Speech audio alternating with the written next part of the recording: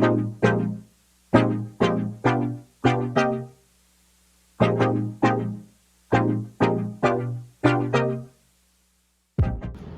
morning, friends. Today we will discuss some practical aspects relating to audit of financial statements.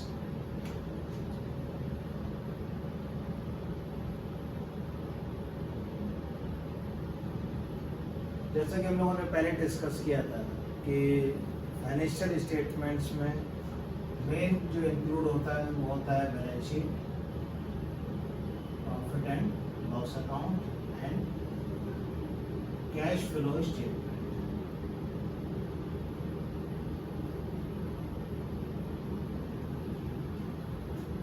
जो financial statements बनाने की basic responsibility है वो basic responsibility होती है मैनेजमेंट। जब मैनेजमेंट हम लोग कहते हैं तो एंटिटी के हिसाब से कंपनी के केस में बोर्ड ऑफ डायरेक्टर्स, पार्टनरशिप के केस में मैनेजिंग पार्टनर एंड इंडिविजुअल के केस में जो प्रोप्राइटर है, या ट्रस्टीज के केस ट्रस्ट के केस में जो ट्रस्टीज है। इस तरीके से एंटिटी के हिसाब से जो भी उस एंटिटी को मैनेज कर रहा है, जैसे अगर प्रैक्टिकल एग्जाम्पल लें और जो मोस्ट पॉपुलर है दैट इज कंपनी। कंपनी के केस में डायरेक्टर्स की जिम्मेदारी है कि वो financial statements means balance sheet, profit and loss account और कैश फ्लो स्टेटमेंट बना के देते हैं ऑडिटर। ऑडिटर का रोल क्या होता है?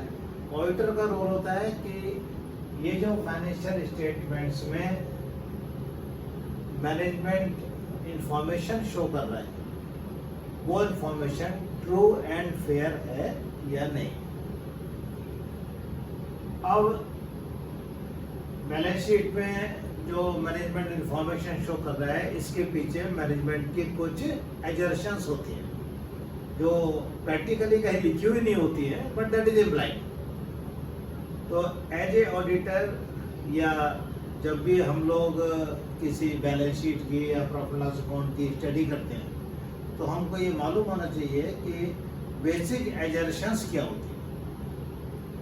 जो बेसिक एजर्शंस है जिसको हम लोग मैनेजमेंट एजर्शन बोलते हैं,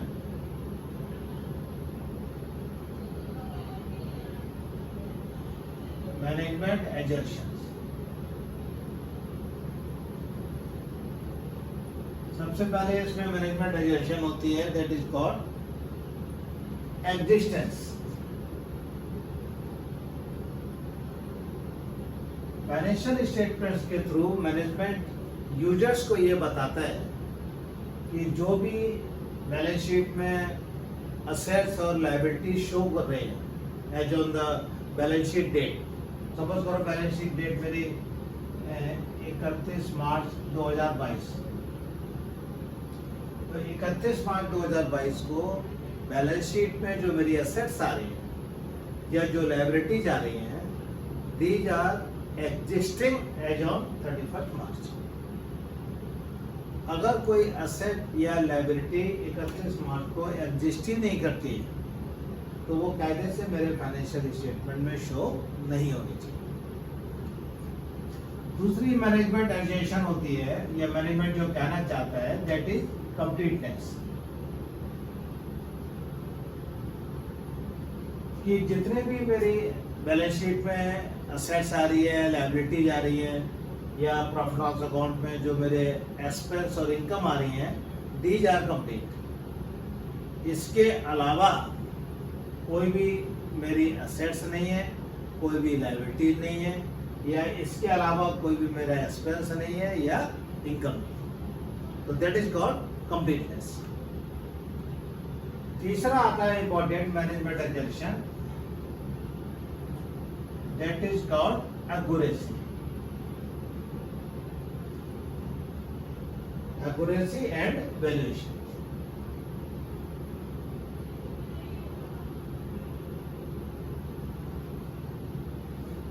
कि जो भी असेट्स या लायबिलिटी जिस वैल्यू पे मैं शो कर रहा हूँ फाइनेंशियल स्टेटमेंट, तो असेट्स और लायबिलिटी की वैल्यू ना उससे कम है और वरना उससे ज्यादा है। These are shown at fair value, और ये एक्यूरेट है। एक्यूरेट इन द सेंस कि जो भी एक्सपेंस और इनकम आ रहा है उसके पीछे मुझे हर एक्सपेंस और हर इनकम का मेरे पास प्रॉपर सपोर्ट है, और उस सपोर्ट के बेस पे ही उसको समराइज करके मैंने अपने प्रॉफिट लॉस अकाउंट में इनकम और एक्सपेंस या बैलेंस शीट में असेट्स और लायबिलिटीज को शो कर रखा है। चौथी मैनेजमेंट एजर्शन है राइट्स एंड ऑब्लिगेशंस। ये भी बहुत इंपॉर्टेंट मैनेजमेंट एजर्शन कराती है।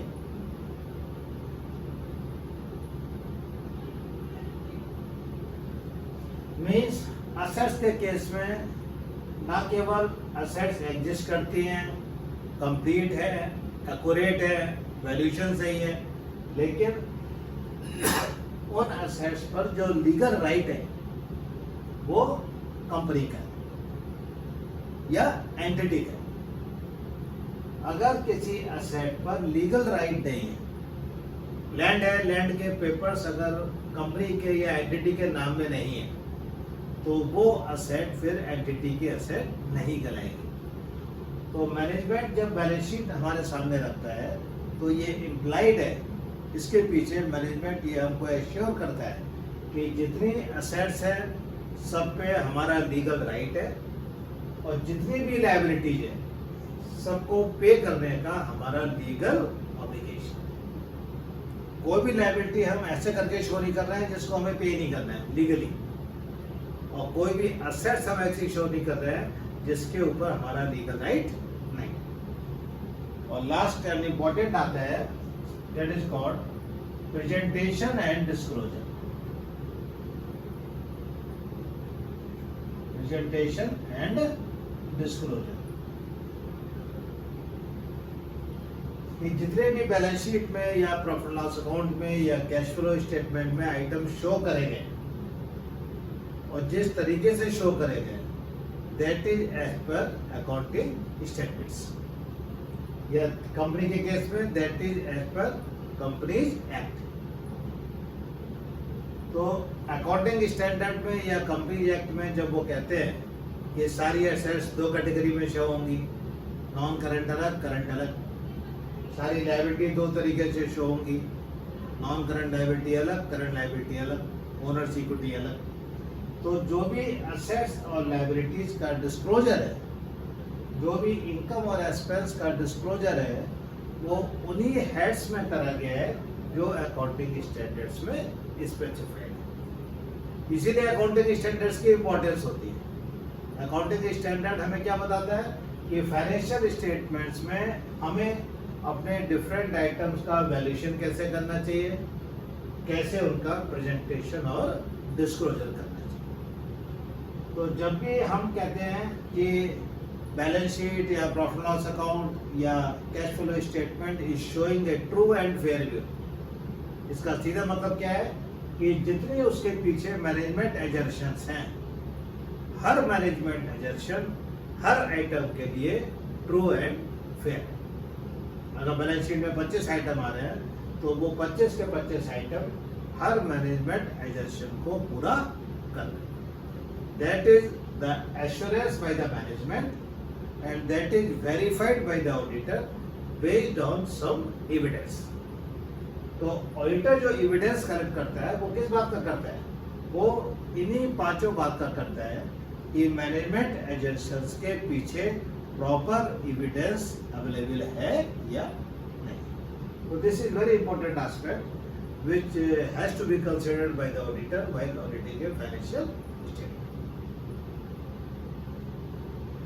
देन नेक्स्ट चीज आती है कि जब भी ऑडिटर बैलेंस शीट का या प्रॉफिट लॉस अकाउंट का एनालिसिस करते हैं तो उसमें बहुत इंपॉर्टेंट एनालिसिस कहलाती है। वो कहलाता है कि हम जितने भी बैलेंस शीट में डेटर्स आ रहे हैं, जितने भी आइटम या क्रेडिटर्स आ रहे हैं, या सपोज करो बैलेंस शीट में इन्वेस्टमेंट आ रहे हैं, या जो मेरी इन्वेंट्री के आइटम है, मैनेजमेंट से ऑडिटर को इनकी लिस्टिंग लेनी चाहिए कि डेटर्स आपके मान लिया 50 करोड़ के आ रहे हैं, तो 50 करोड़ में कौन कौन पार्टी है, और साथ में उसकी एजिंग भी ले लेनी चाहिए कि डेटर्स का ये जो पैसा है उस पार्टी का कितना पैसा है जो with in 6 month he due है, कितना 6 महीने से 1 साल तक ड्यू है, कितना 1 साल से 3 साल तक ड्यू है, कितना 3 साल से भी ऊपर हो गया। तो इससे हमको ये पता लगता है कि क्वालिटी ऑफ द असेट क्या है। अगर कोई पैसा कोई पार्टी मुझे पिछले 3 साल से नहीं पे कर रही है, इट मीन्स पैसे की रिकवरी होने में डाउट क्रिएट हो जाती है, तो वहां पे ऑडिटर को फिर उसी हिसाब से प्रोविजन फॉर डाउटफुल डेट्स का प्रोविजन भी लेना पड़ेगा। सेम वे में क्रेडिटर्स है, क्रेडिटर्स मेरे हैं 60 करोड़ के, वो तो ठीक है, लेकिन इसके पीछे उस 60 करोड़ का पार्टी वाइज ब्रेकअप क्या है, और पार्टी वाइज में भी उन पार्टियों का वो पैसा कब से ड्यू है, विद इन 6 मंथ ड्यू हो रहा है, 1 साल से ऊपर हो गया ड्यू है, 3 साल से ऊपर हो गया ड्यू है, क्योंकि जैसे ही पीरियड बढ़ता जाता है इट मीन्स ये जो कंडीशन थी ऑब्लिगेशन कि मुझे ये पे भी करना है या नहीं करना है, वो चीज या वो एजम्पशंस को मैं उसी तरीके से वेरीफाई कर लेता हूँ। सेम वे में इन्वेंट्री, मेरी इन्वेंट्री 100 करोड़ की, इस 100 करोड़ की इन्वेंट्री में कौन कौन से आइटम है, क्या उसकी क्वांटिटी है,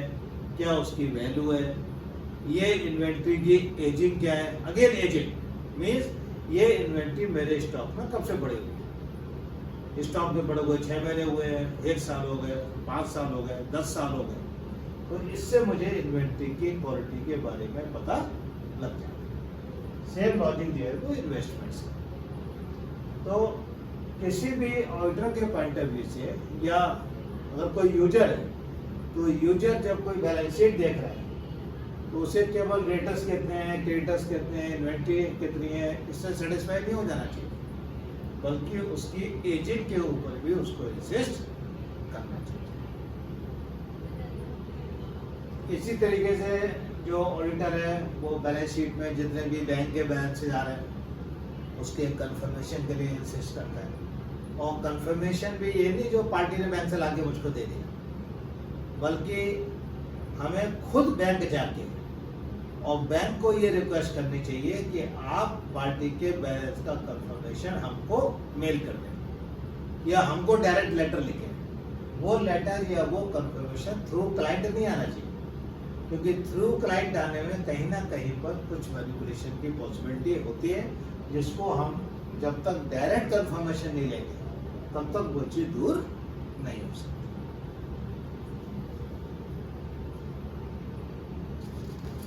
देन ऑडिटर को ये भी देखना चाहिए कि जो फंडामेंटल अकाउंटिंग एजम्पशन है, फंडामेंटल अकाउंटिंग एजम्पशन क्या कहलाती है? फंडामेंटल एजम्पशन होती है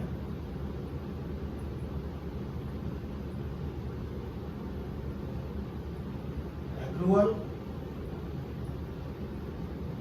कंसिस्टेंसी और गोइंग कंसर्न।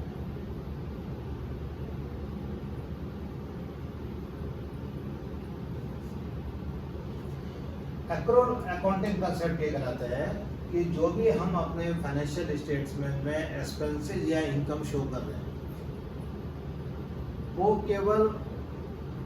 हम केवल तब शो ना करें जब हमारे पास कैश आ जाए, बल्कि जब भी हमें पैसा लेने का लीगल राइट क्रिएट हो जाए पार्टी से, हमने पार्टी को माल भेज दिया, पार्टी ने माल एक्सेप्ट कर लिया, पार्टी हमसे कह रही है हम 1 महीने में पेमेंट कर देंगे, तो उस सेल को हम अपने यहाँ एज ए इनकम शो करना चाहिए।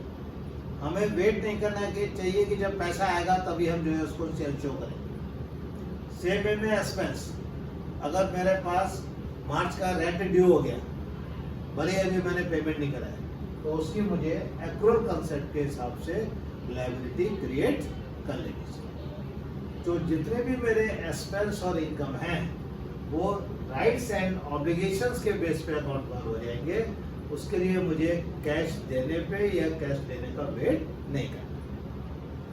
देन कंसिस्टेंसी प्रिंसिपल ये कहता है कि जो भी मैंने अकाउंटिंग पॉलिसीज फॉलो करी है, मैंने स्टॉक वैल्यूएशन की अकाउंटिंग पॉलिसी क्या फॉलो करी है, मैंने फिक्स्ड एसेट के डेप्रिसिएशन की अकाउंटिंग पॉलिसी फॉलो क्या करी है, वो ईयर टू ईयर मेरी कंसिस्टेंट रहनी चाहिए। अगर मैंने पिछले साल सपोज करो WDB मेथड फॉलो करा है डेप्रिसिएशन का, तो इट मीन्स करंट ईयर में भी मैंने वही मेथड फॉलो करा है। अगर स्टॉक वैल्यूएशन का मैंने वेटेड एवरेज दिया है पिछले साल, तो अगले सालों में भी मुझे वेटेड एवरेज ही देना चाहिए।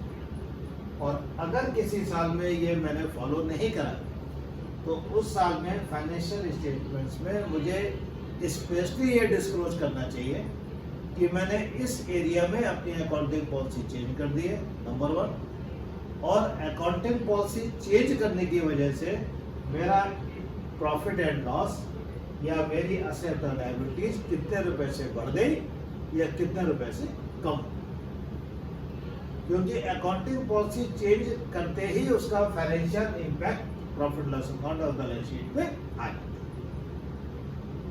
और तीसरी फंडामेंटल अकाउंटिंग एजम्पशन कहलाती है going concern. Going concern concept ये कहता है कि जो भी मैं फाइनेंशियल स्टेटमेंट बना रहा हूँ वो इस एजम्पशन पे बना रहा हूँ कि मेरी एंटिटी फ्यूचर में भी काम करती रहेगी। अगर कोई इंडिकेशन ऐसा है कि एंटिटी शायद फ्यूचर में कंटिन्यू नहीं कर पाएगी, गवर्नमेंट ने मान लिया एंटिटी के प्रोडक्ट पे बैन लगा दिया, और बैन लगाने से मुझे मालूम है कि अगले सालों में ये कंपनी बंद हो जाएगी, तो वहाँ पर फिर जो बैलेंस शीट है मेरी, वो फिर एक्रूअल पे का बेस ना होके रिलाइजेबल वैल्यू पे बेस हो। मीन्स ये हुआ, नॉर्मल सपोज करो, बहुत सिंपल एग्जांपल ले रहा हूँ मैं, कि नॉर्मली मैं अपनी जो असेट्स है, मान लिया मशीनरी है, वो मैं किस वैल्यू पे शो करता हूँ, 100 करोड़ की मैंने खरीदी और इस पे डेप्रिसिएशन बन रहा है मान लिया 20 करोड़, तो मैं 80 करोड़ रुपए पर, जिसको WDB बोलते हैं, वो अपनी बैलेंस शीट में शो कर देता हूँ। ये कब तक शो कर रहा हूँ? जब तक मेरी एंटिटी गोइंग कंसर्न पे काम कर रही है। और जैसे ही मुझे लगता है कि अब मेरी एंटिटी आगे आने वाले सालों में काम नहीं करेगी किसी वजह से, वजह क्या हो सकती है, गवर्नमेंट ने प्रोडक्ट पे बैन लगा दिया, मान लिया मेरी फाइनेंशियल पोजीशन बहुत खराब हो गई है, कंपनी बहुत ज़्यादा लॉस में चली गई है, तो उस केस में फिर असेट्स को मुझे बुक वैल्यू पे शो ना करके रियलाइजेबल वैल्यू पे शो करना। जब मुझे मालूम है अगले साल नहीं चलेगी ये कंपनी, जब नहीं चलेगी तो फिर मशीनरी मेरी 80 करोड़ की नहीं रही, फिर मुझे देखना पड़ेगा ये मशीनरी अगर आज मार्केट में सेल करता हूँ तो कितने पैसे इससे रियलाइज होंगे। मान लिया रियलाइज होंगे 50 करोड़ फॉर एग्जाम्पल, तो फिर मैं असेट्स को 80 करोड़ रुपए शो ना करके 50 करोड़ रुपए पे शो करूंगा। कब करूंगा? जब मुझे लगता है कि मेरी एंटिटी आगे आने वाले सालों में काम नहीं करेगी। ये लेकिन तभी होता है जब ये फंडामेंटल एजम्पशंस कहीं अलग से लिखने की जरूरत नहीं है, ये इम्प्लाइड है। अगर कुछ नहीं लिखा है या ऑडिटर ने कुछ क्वालिफाई नहीं करा है, तब हम ये एज्यूम करके चलते हैं कि एक्रूअल कंसेप्ट फॉलो करा गया है, अकाउंटिंग पॉलिसी सब कंसिस्टेंटली फॉलो करी गई है, या कंसर्न आगे आने वाले सालों में भी कंटिन्यू करें। एक और बहुत इंपॉर्टेंट एस्पेक्ट आता है जो हर ऑडिटर अपने आप फॉलो करता है और करना भी चाहिए, वो कहलाता है फाइनेंशियल स्टेटमेंट्स की एनालिटिकल रिव्यू। एनालिटिकल रिव्यू क्या कहलाता है?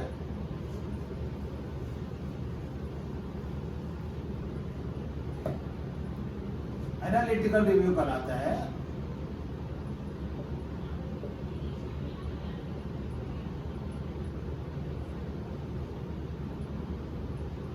एक हम लोगों ने ऑलरेडी डिस्कस किया था, रेशो एनालिसिस।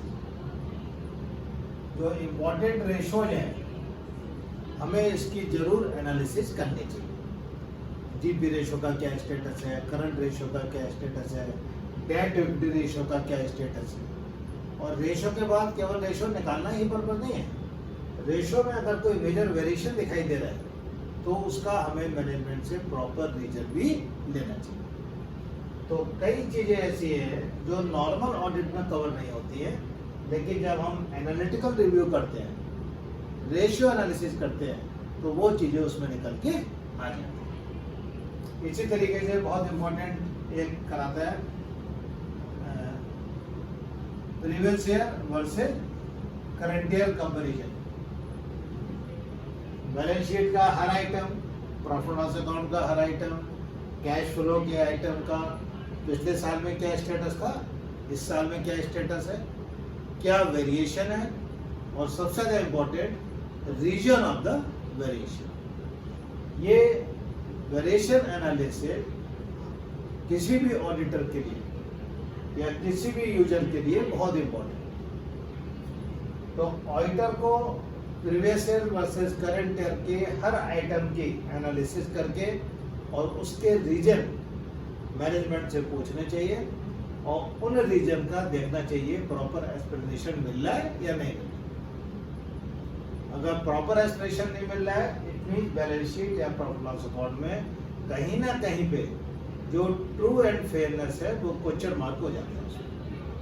और अगर उसका प्रॉपर रीजन मिल रहा है तो ये हमें एक एश्योरेंस मिल जाता है कि बैलेंस शीट और प्रॉफिट लॉस अकाउंट में जो आइटम है वो true and fair view show करता है।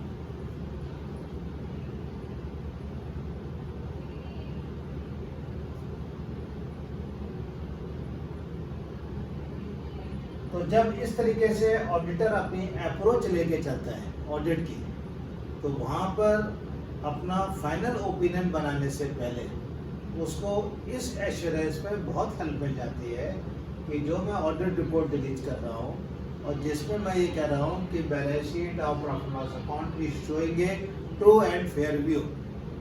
इसका क्लियर मतलब क्या है कि मैं यूजर को ये एश्योर कर रहा हूँ कि मैनेजमेंट जितनी एजर्शन लेके चल रहा है, हर एजर्शन और हर आइटम के लिए ट्रू एंड फेयर। कोई भी आइटम है, चाहे डेटर्स है तो सारे डेटर एग्जिस्ट करते हैं, डेटर्स कंप्लीट है, डेटर्स की वैल्यू सही हो रही है, डेटर्स पे हमारा लीगल राइट है, इस पे हम पैसा रिकवर कर सकते हैं, और डेटर्स का प्रॉपर वे में प्रेजेंटेशन एंड डिस्क्लोजर करना। तो इन सब चीज़ों को अगर ध्यान में रख के चलते हैं तो ऑडिटर को एक बेटर वे में ओपिनियन फॉर्म करने में हेल्प मिल जाती है। Thank you.